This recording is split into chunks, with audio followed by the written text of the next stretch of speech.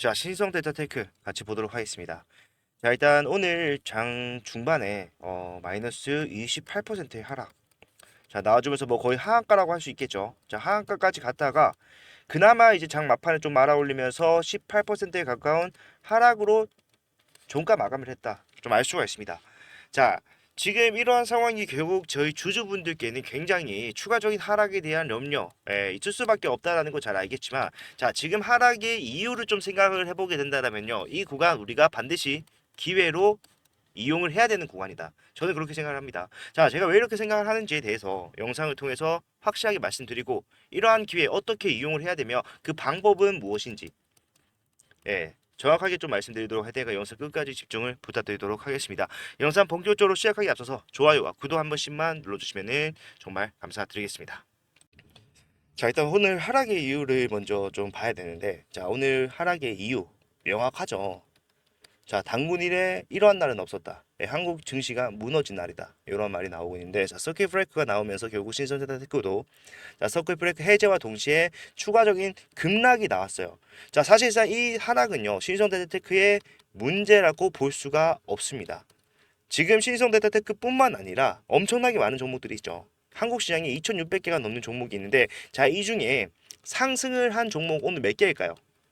상승을 한 종목은 40여 개밖에 되지 않습니다. 자, 그 외에 모든 종목이 하락을 했고요. 자, 이 하락을 시총의 증가를 좀 계산을 해보니까 200조가 넘게 나왔다라는 거예요.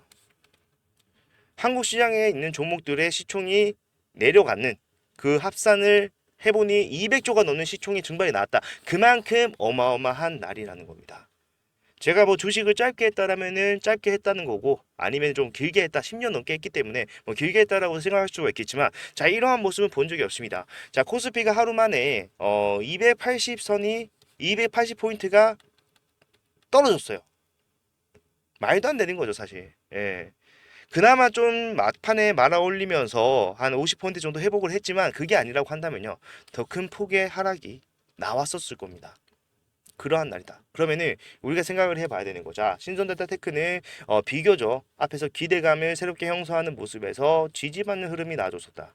자, 그런데 추세에 대한 이탈은 나왔지만 여기서도 계속해서 거래량 없는 하락이 나오다가 급락이 나왔어요. 17%. 그러면은 이 17% 하락이 결국에 신성데이터테크의 문제라고는 볼 수 없는 상황인데, 자, 이러한 모습 코로나 때도 우리가 본 적이 있습니다. 그때도요, 마찬가지로 이 정도 빠진 종목들이 정말 많았어요. 그때도 10% 내지는 20%는 기본적으로 하락이 나온 종목들이 수두룩 빽빽했다. 그런데 그러한 종목들이 결과적으로 기업적 가치에 대한 문제가 없는 하락이었다고 하면요, 시간은 걸릴 수 있으나 그 하락치를 회복하는 모습이 나와주더라는 거예요. 자, 여러분들의 평단은 지금 어디 있습니까? 여러분의 평단은 기분 나쁘게 듣지 마시고요. 다 지금 위에 계실 거 아니에요. 지금 손실을 보고 있는 중이잖아요. 자, 내가 만약에 지금 구간에서 수익을 보고 있다. 주가가 추가적으로 17%의 하락이 나왔고, 이 하락을 복구하는데 시간이 걸릴 수밖에 없다라는 걸 인지했다라면요, 그때는 선택을 할 수 있어요. 뭐, 자, 이 17%의 하락폭을 내가 다른 곳에서 메꿀 것이냐, 매도를 할 것이냐, 아니면은 홀딩을 할 것이냐, 선택을 할 수 있다는 거죠. 근데 지금 여러분들의 평단이 위에 있는 상황에서 주가가 빠졌는데 이 하락이 뒤에는 회복이 될 수밖에 없는 상황이야. 그러면은 이 구간을 어떻게 이용해야 됩니까? 자, 여러분들의 평단을 낮추는 작업을 해야 되는, 평단을 낮추는 타점으로 이용을 하셔야 된다는 거예요. 자, 일단 우리가 손실을 보고 있는다라고 할 때요. 자, 가장 첫 번째로 우선시해야 되는 상황이 뭡니까? 가장 첫 번째로 해야 되는 거는요, 수익으로의 전환을 만드는 겁니다. 자, 수익으로 전환을 한다는 게 뭐 수익을 가지고 나간다, 그런 걸 의미하는 게 아니라요.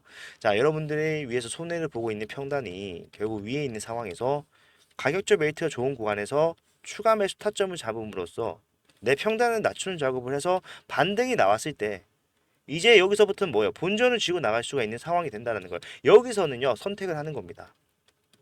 예. 더 올라갈 것 같아. 그러면 나는 홀딩. 나는 너무 힘든 시간 보냈기 때문에 매도. 그때는 매도하셔도 돼요. 왜? 내가 손실을 보고 나가는 게 아니기 때문에.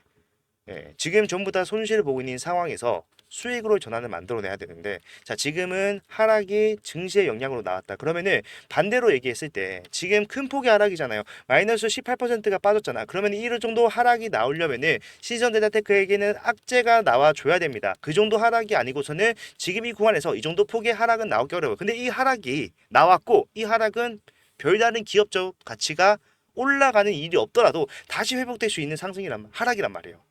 그러면은 우리가 지금 이러한 구간을 어떻게 이용해야 되는지 명확해진다는 겁니다. 예.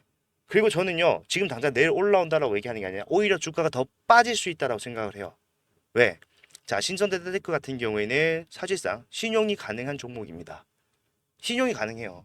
그러니까 내가 가지고 있는 돈보다 훨씬 더 많은 비중을 투자할 수 있어요. 그런데 그런 것들이 주가가 큰 폭으로 하락이 나왔을 때 반대 매매라는 시스템으로 인해서 매도가 나가버려요. 근데 이 매도가 언제 추산이 됩니까? 자, 내일 오전에 자, 매도 물량이 나올 겁니다. 자, 그러면은 사실상 매도 물량 적지 않을 것 같아요. 큰 폭의 하락이었고 지수가 이렇게 빠졌기 때문에 반대 매매로 청산되는 물량이 적지 않을 거란 말이야. 그러면은 그 물량이 매도가 나오게 되면은 주가는 당연히 빠지겠죠. 예. 지금 시간에서도 이렇게 큰 폭의 하락이 나왔는데 반등조차 없는, 이거는 없다고 50원 올랐는데 없다고 봐야죠. 예, 없는 이유는 결국에 내일 이러한 상황에 대해서 염두에 두는 사람이 많기 때문이에요. 추가적인 하락이 나온다라고 했을 때 많은 사람들 또 뭐 생각하겠습니까? 자, 더 빠지면은 나는 정말 큰일이다. 수익을 못 가지고 나가겠지만 손실이라도 줄이겠다라고 하면서 페니셀, 내동매매하는 사람들 분명히 나와요. 그러면은 그러한 물량까지 더해지면서 추가적인 하락이 나올 수 있다. 자, 우리가 여기서 조금 그래도 장점이라고 할 수 있는 거, 우리가 가져갈 수 있는 메리트라고 할 수 있는 것 중에서 하나는요. 자, 이렇게 손실이 나온다, 폭락이 나오고 난 뒤에 페니셀로서 나오는 물량 많아지게 되면요. 자, 각 구간에 있던 매물대들이 허물어지는 그러한 역할을 합니다.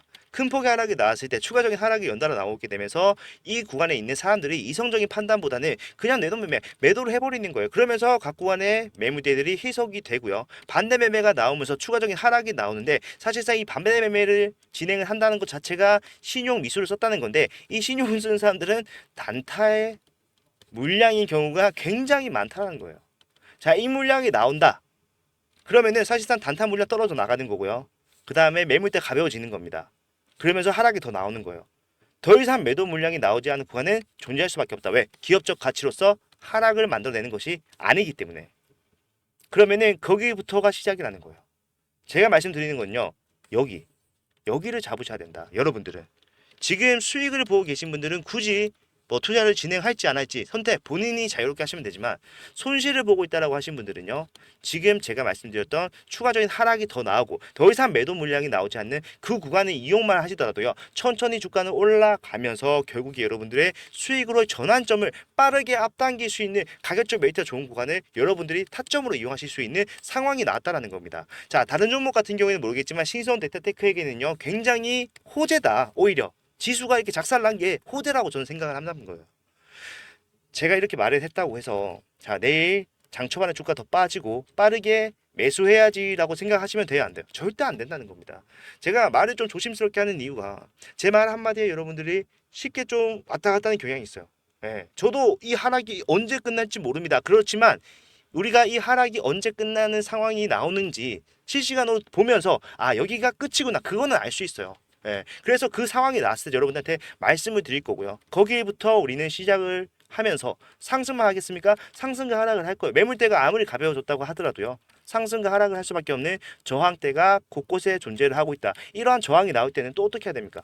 자, 분할 매도해야 돼요. 내가 그냥 기다려서 올라가기 기다리는 게 아니라 분할 매도해요. 그러면 사실상 우리가 스타트 지점이 어딥니까? 바닥이라고 할 수 있는 이 구간에서 올라오는 상황이었기 때문에 단기적인 추세로 봤을 때 우리는 수익을 봤다라고 할 수 있죠. 그러면은 내가 이거를 현금으로 전환을 해. 그러면은 적어도 밑에서 팔았을 때보다는 더 큰 현금, 더 큰 돈이 내한테 생기는 거고, 그 현금을 다시 저점으로 작용할 수 있는 각 구간의 지지 라인, 확실하게 올라갈 수 있는 새로운 바닥을 잡는다라고 하면요, 여러분들 비중 추가하지 않고도 여러분들 수익으로 전환을 앞당길 수가 있어요. 제가 여러분들한테 강조드리고 싶은 거는 주가가 빠진 상황에서 사실상 바닥이라고 할 수 있는 구간이 나올 때까지 아무것도 하지 마라. 오히려 그냥 방관하고 안 보는 게 더 나을 수도 있다. 이렇게 말씀드렸죠.